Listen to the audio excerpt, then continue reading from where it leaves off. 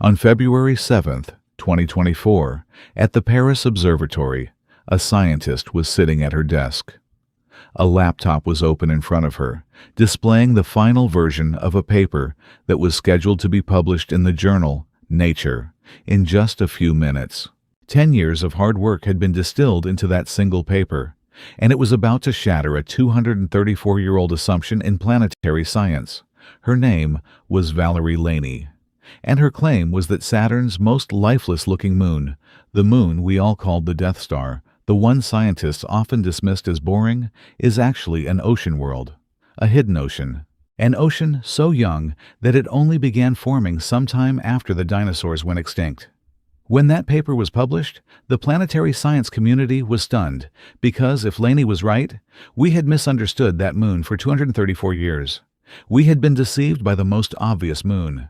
This is the story of that Death Star that isn't really a Death Star, of that frozen wasteland that is alive beneath its surface, of that ancient landscape that is hiding a remarkably young ocean. This is the story of Mimas, Saturn's innermost moon, which taught us that even our most confident assumptions can turn out to be completely wrong. The story actually begins 234 years earlier. On the night of September 17th, 1789 in England, a 51-year-old German-born astronomer climbed to the top of his specially designed 40-foot telescope to observe the night sky. That telescope was so enormous that it required ladders and pulleys to operate. That man's name was William Herschel, and on that very night, he spotted a tiny point of light near Saturn's seventh moon. It appeared as nothing more than a tiny dot through the telescope, so small that no one could truly see it in detail for the next 200 years. Herschel named the discovery Asa. His son later suggested a name from Greek mythology, a giant named Mimas, who was killed in battle, yet whose serpent-like legs continued to hiss at his killer even after death. Mimas, a name connected with revenge for a frozen world that seemed capable of nothing. Yet that name was about to prove strangely fitting 234 years later, because the moon we believed was dead was actually something entirely different beneath its frozen exterior. For 2 centuries, Mimas remained nothing more than a distant dot. Then came 1980, and everything changed. NASA's Voyager 1 spacecraft passed near Saturn and for the very first time sent clear images of Mimas back to Earth. What those images revealed was something no one had expected. Mimas looked astonishingly like the Death Star from Star Wars. Nearly the same shape, nearly the same gray surface, and most surprising of all, a gigantic, perfectly circular crater sat almost exactly where the Death Star's super laser dish appears in the movie. And here is an incredible coincidence. Star Wars was released in 1977. George Lucas had designed the Death Star by around 1976, but the first clear images of Mimas did not arrive until 1980. That means Lucas had never actually seen Mimas when he created the Death Star. It was a complete coincidence, yet such a remarkable one, that NASA eventually began officially referring to Mimas as the Death Star moon. That enormous crater was named Herschel Crater, honoring the man who had discovered Mimas 234 years earlier. And the scale of this crater is almost impossible to imagine. It stretches 130 kilometers across, while Mimas itself has a diameter of only 396 kilometers. That means the crater is roughly 1/3 the width of the entire moon. Its walls rise about 5 kilometers high, and its central peak reaches nearly 6 kilometers. Mount Everest stands at 8.8 kilometers, meaning almost the entire mountain could fit inside this single crater on Mimas. Imagine a crater like that on Earth. It would stretch roughly 4,000 kilometers across, larger than Australia itself. Its walls would tower nearly 200 kilometers high, around 22 times the height of Mount Everest. This was no ordinary impact. It was a cosmic bullet. Scientists have even run simulations showing that if the collision had carried just a little more energy, or if the asteroid had been only slightly larger, Mimas would not exist today. The entire moon would have shattered apart, its fragments spreading out to become yet another beautiful ring around Saturn. This moon had quite literally returned from the edge of destruction. The impact was so violent that its shock waves traveled through Mimas, reaching deep into its interior. Then those waves converged on the exact opposite side of the moon, fracturing the crust. Even today, directly opposite Herschel crater, enormous canyons can still be found. One tremendous impact echoed through the entire moon and left its signature on the far side. Then another mystery appeared. A sharp, V-shaped pattern showed up on thermal maps of Mimas, a shape that had never been observed on any planet or moon anywhere in the solar system. Scientists immediately recognized what it resembled: Pac-Man. Yes, the same Pac-Man from the famous 1980s arcade game, a V-shaped mouth that appears to be eating. And the remarkable part was that Herschel crater sat almost exactly where Pac-Man's edible dot would be. It was as though Mimas had unknowingly recreated the game across its frozen surface. Inside that giant mouth, the temperature measured about minus 196 degrees Celsius. Outside it, the temperature was closer to minus 181 degrees Celsius. Because of this sharp contrast, the pattern could not be seen in visible light. It only appeared in infrared observations. For a brief time, astronomers wondered whether Mimas might actually be active beneath the surface. Perhaps there really was something hidden inside. But after careful investigation, the answer turned out to be much simpler. It was a surface effect. Mimas travels within Saturn's powerful radiation belts. High-energy electrons constantly bombard the Moon's leading hemisphere, transforming its loose, powdery surface into hardened ice. That hardened ice absorbs heat slowly and releases it just as slowly. Meanwhile, Pac-Man's mouth lies on the trailing hemisphere, which is shielded from much of that radiation. There, the surface remains loose and powdery, heating up quickly and cooling down just as fast. The mystery appeared to be solved, but that explanation only strengthened the long-standing conclusion. Mimas was dead. The craters and unusual temperature patterns were simply features of the surface. Nothing interesting was happening beneath the ice. That assumption remained in place for the next 4 years. Then came 2014. Scientists made extremely precise measurements of Mimas's rotation. Every moon experiences a small natural wobble, known as libration, a slight shift in rotation that depends on both its shape and its internal structure. As researchers measured Mimas's wobble, they discovered something unexpected. The wobble was almost twice as large as it should have been for a completely solid body. That meant something inside the moon was not behaving as expected. There were only two possible explanations. The first was that Mimas had an elongated core, shaped somewhat like a rugby ball. The second was that a layer of liquid existed beneath the ice, allowing the outer shell to slide independently over the interior. Almost every scientist favored the rugby ball explanation. Why? Because the idea of an ocean seemed impossible. An ocean beneath a quiet, heavily cratered moon, whose ancient surface had preserved craters nearly 4 billion years old without significant change. Yet one scientist refused to accept the majority opinion. Her name was Valerie Laney, and she continued investigating the mystery for the next 10 years. Before reaching the extraordinary discovery of 2024, there is one more remarkable fact about Mimas that is important to understand. It is something that makes this tiny moon one of the architects of Saturn's ring system. If you observe Saturn through a telescope, you can easily see its magnificent rings, along with a broad, dark gap separating two of the brightest sections. That gap is known as the Cassini division.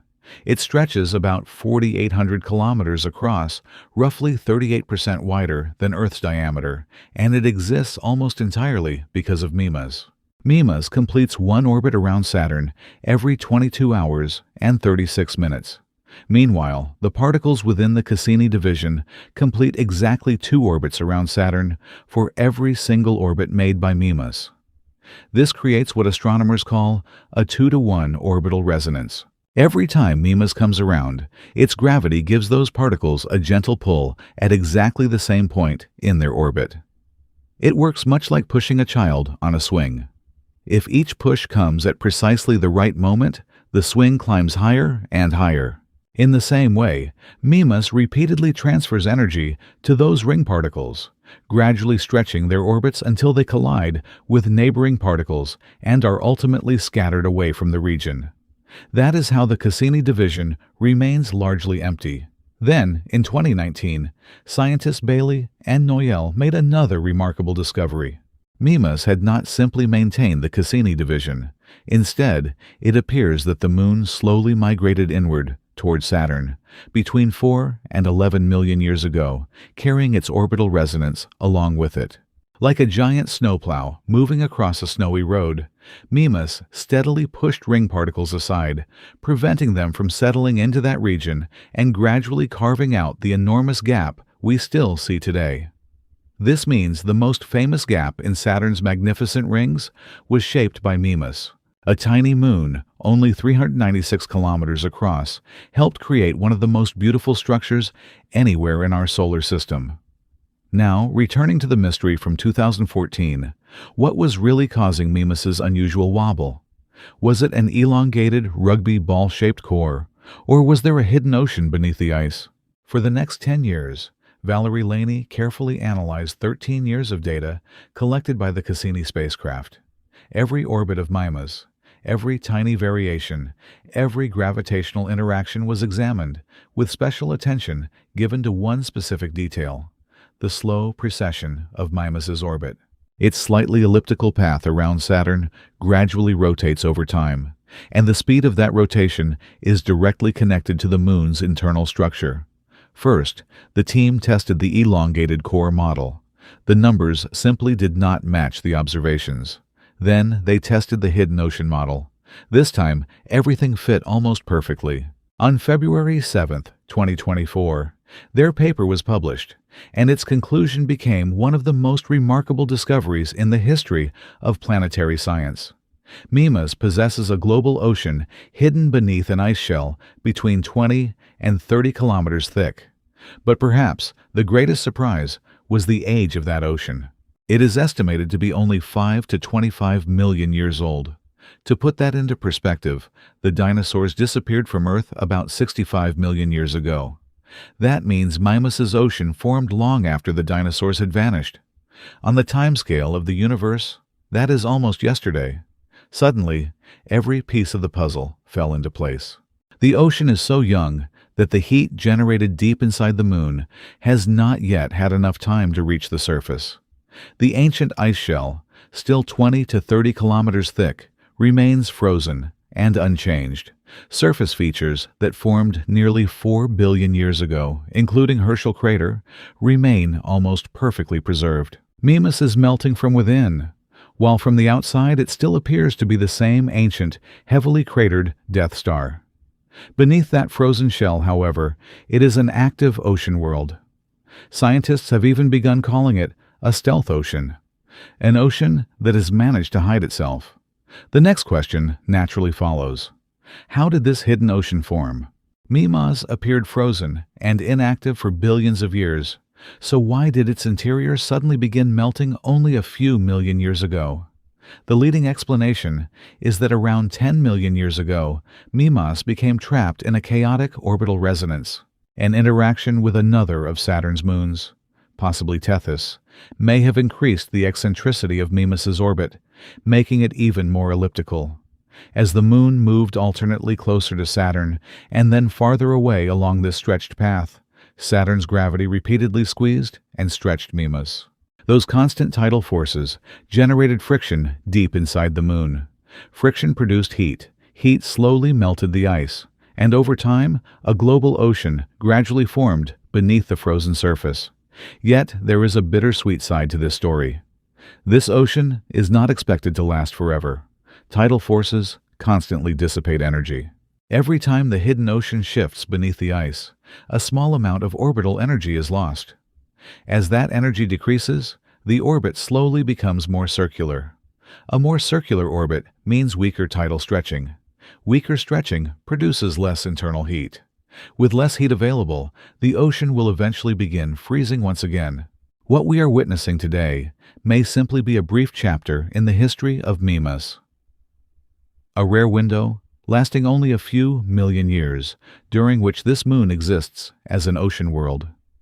In the distant future, perhaps several million years from now, the ocean may freeze solid again. Ironically, that freezing process could become destructive. Water expands as it turns to ice. That expansion would place enormous pressure on the outer shell, likely fracturing the crust and creating vast canyon systems across the surface.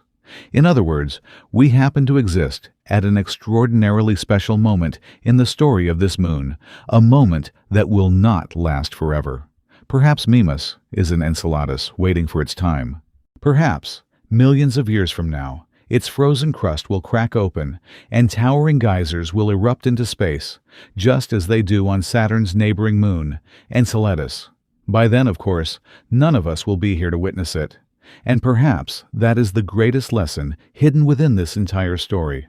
If Mimas, the moon that seemed to be the most lifeless and unremarkable object in Saturn's family, can conceal an entire ocean beneath its frozen shell, then how many other worlds that we currently consider dead may actually be alive inside? What secrets might still be hidden beneath the icy moons of Uranus? What mysteries could be waiting inside the distant objects of the Kuiper Belt? Perhaps our solar system is filled with hidden oceans, and we have simply not learned how to recognize them yet. 234 years ago, William Herschel looked through a telescope and saw only a tiny point of light. He could never have imagined that inside that distant speck lay an ocean that was already several million years old, far older than his own lifetime. An ocean whose existence would remain hidden until billions of years later, finally revealed through 13 years of patient observations and the careful work of a French scientist. The Death Star moon is not truly dead, and perhaps many worlds that appear silent and lifeless are simply waiting for us to understand them.